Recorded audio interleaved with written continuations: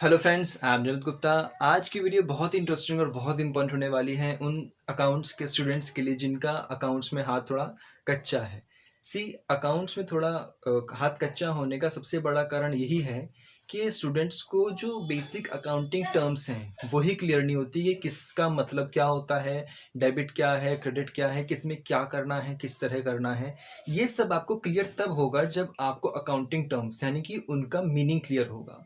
तो इस वीडियो में और आने वाली कुछ वीडियोस में मैं आपको इन्हीं का मीनिंग क्लियर कराऊंगा। आई होप आपको कंप्लीट, अगर आप लाइन टू लाइन वीडियो से जुड़े रहे तो आपको सारी क्लियर होंगी।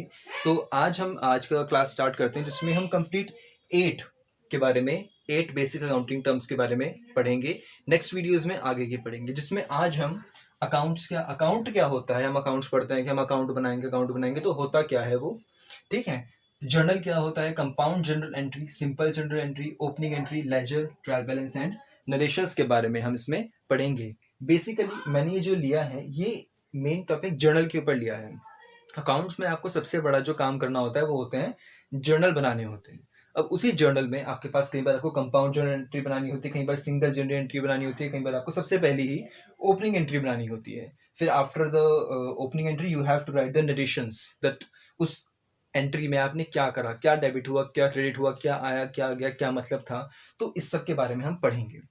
तो सबसे पहले से स्टार्ट करते हैं अकाउंट, कि हमारा अकाउंट होता क्या है। हम पढ़ते हैं कि ठीक है अकाउंटिंग कर रहे हैं, हम अकाउंट सीख रहे हैं। तो अकाउंट होता क्या है?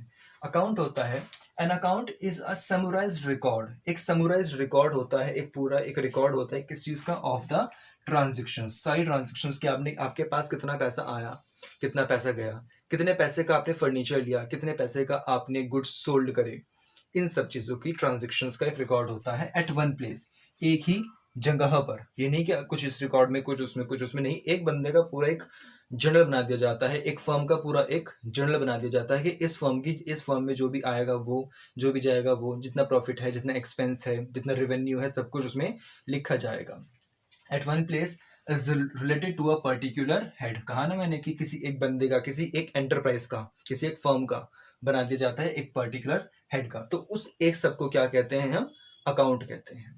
क्लियर।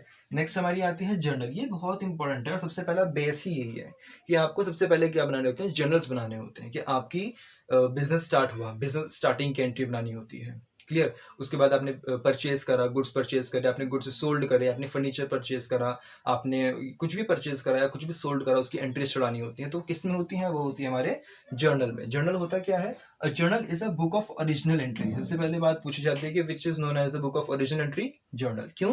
क्योंकि इसमें ही सबसे पहले ट्रांजेक्शन्स लिखी जा रही है, इसलिए ओरिजिनल यही है। इसी में अगर आगे आपके अकाउंट्स में कहीं जाके कोई दिक्कत आ रही है, कुछ बैलेंस डेबिट में या क्रेडिट में डिफरेंस कर रहा है, तो सबसे पहले जर्नल चेक करा जाएगा। क्योंकि अगर जर्नल में गलती हुई होगी तो ही आगे गलती होगी, कहीं और नहीं होगी तो कुछ नहीं होगा।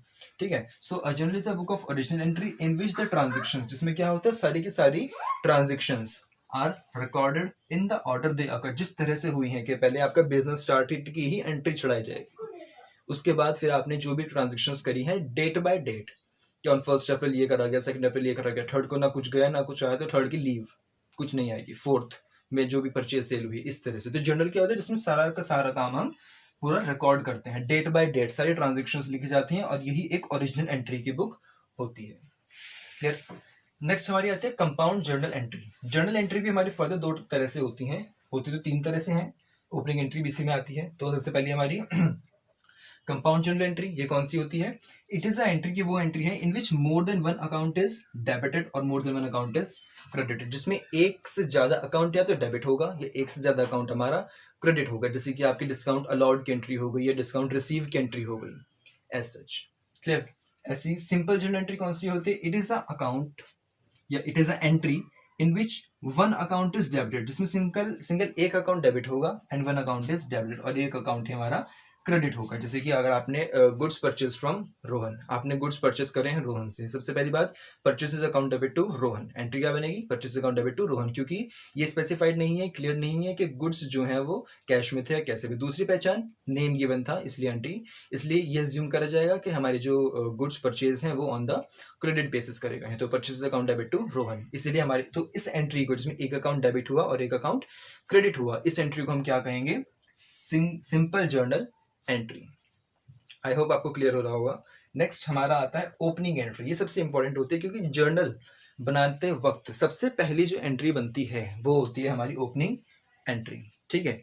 जिसमें क्या होता है, it is a compound entry. ये एक तरह की कंपाउंड एंट्री, जिसमें कंपाउंड एंट्री क्या आती है, जिसमें मोर than one account is debited and more than one account is credited. वही होता है, एक तरह की कंपाउंड एंट्री होती है जिसमें in which carries the balances of the assets and liabilities. जिसमें क्या करते हैं, जो बैलेंसेस हैं हमारे एसेट्स के और लायबिलिटीज के हमारे प्रीवियस ईयर के, वो कैरिड फॉरवर्ड कर जाते हैं, अगले साल में लाए जाते हैं। Liabilities of the previous year to the current year, जो आपका करंट ईयर है उसमें लाए जाते हैं कि लास्ट ईयर हमारे पास एसेट्स इतनी की थी, लास्ट ईयर हमारे पास लायबिलिटीज इतनी की थी, उन दोनों को नए ईयर में, करंट ईयर में लाया जाता है। क्लियर। नेक्स्ट हमारी आती है लेजर। ये बहुत इंपॉर्टेंट है क्योंकि first the journals are prepared, secondly ledger and the last the trial balance are prepared. Clear. तो जब आपने एंट्रीज बना ली तो उसके बाद बनाए जाते हैं लेजर। लेजर क्या होता है, अ लेजर इज अ बुक। ये एक ऐसी बुक है which contain a permanent record of all the transaction. जिसमें क्या होता है, परमानेंट रिकॉर्ड होता है सारे ट्रांजेक्शन का। एक बंदे का बन जाता है, किसी एक चीज का बन जाता है, उस चीज से रिलेटेड जितनी भी एंट्री डेबिट में होंगी, जितनी भी एंट्री क्रेडिट में होंगी, वो उसी में जाएंगी, वो किसी और लेजर में नहीं जाएगी। हर पर्टिकुलर चीज का अलग अलग लेजर क्रिएट करा जाता है। क्लियर। तो ये क्या है, एक परमानेंट रिकॉर्ड होता है। इसमें क्या कुछ भी अगर आपका ऊपर नीचे बैलेंस जा रहा है, आपने जर्नल चेक करा, जर्नल आपका बिल्कुल कंप्लीट क्लियर था, सही था, कोई एंट्री में कोई गलती नहीं थी, बट बैलेंस लास्ट में डिफरेंस जा रहा था, तो आप नेक्स्ट चेक क्या करोगे, अपना लेजर, क्या आपने लेजर में कहीं गलती तो नहीं करी, क्योंकि अगर लेजर में गलती होगी तो आपका ट्रायल बैलेंस गलत जाएगा। Clear. Of all the transactions. Next हमारा आता है ट्रायल बैलेंस। जैसे कि मैंने आपको बताया कि सबसे पहले क्रिएट होता है हमारा जर्नल, फिर होता है हमारा ledger and the last trial balance. Trial balance ही वो चाबी है जो ताला खोलती है कि आपका बैलेंस जो है वो दोनों तरफ का इक्वल है या नहीं। इसमें आपके सारे डेबिट के बैलेंस चढ़ाए जाते हैं, सारे क्रेडिट के बैलेंस चढ़ाए जाते हैं, जो लास्ट में बताते हैं कि अगर आपका दोनों बैलेंसेस इक्वल आ गए, इट मीन्स आपका सोल्यूशन, आपका काम, आपका अकाउंट बिल्कुल ठीक है। अगर डेबिट ज़्यादा है क्रेडिट कम है, या क्रेडिट ज़्यादा है डेबिट कम है, यानी कि डिफरेंस आ गया, इट मीन्स आपके या तो जर्नल में या फिर आपके लेजर में कहीं ना कहीं, या फिर आपके ट्रायल बैलेंस में भी गलती है। हो सकता है आपने जर्नल और लेजर बिल्कुल सही बनाए, बट ट्रायल बैलेंस में आपने गलत चढ़ा दिया। ठीक है। तो ट्रायल बैलेंस क्या होता है, ये एक स्टेटमेंट है जो which is prepare to show the separately, जिसको बनाया जाता है सेपरेटली बैलेंसेस दिखाने के लिए, किस चीज के, of the debit and the credit balances. ये एक ऐसी स्टेटमेंट है जिसमें डेबिट और क्रेडिट के बैलेंसेस सेपरेटली अलग अलग दिखाए जाते हैं कि भाई हमारे डेबिट बैलेंसेस इतने हैं, क्रेडिट बैलेंसेस इतने हैं। इसमें हमारे लास्ट में चेक कर जाता है कि क्या इक्वल है, क्या डिफरेंस है, सब कुछ। क्लियर। एट द लास्ट आती है नरेशन, मोस्ट इंपॉर्टेंट। अगर आप एग्जामिनेशन में ये नहीं लिखोगे तो आपको आधा नंबर तो ऐसे ही गया। नरेशन क्या होती है, आपने जो जर्नल एंट्री बनाई, जैसे कि हमने पहले बनाई थी purchases account debit to Rohan, है ना, कि हमने परचेस करी है रोहन से। अब उसी एंट्री की अब हमने एंट्री तो बना के छोड़ दी अपने जर्नल में। अब अगर जब हमने आगे का अपना काम करा, क्या तब तक हमें एंट्री याद रहेगी? नहीं, क्योंकि फर्म में तो बहुत सारे काम होते रहते हैं। बात नंबर एक। बात नंबर दो, एंट्री सही बना दी पर ये याद नहीं है वो थी किस चीज़ की थी।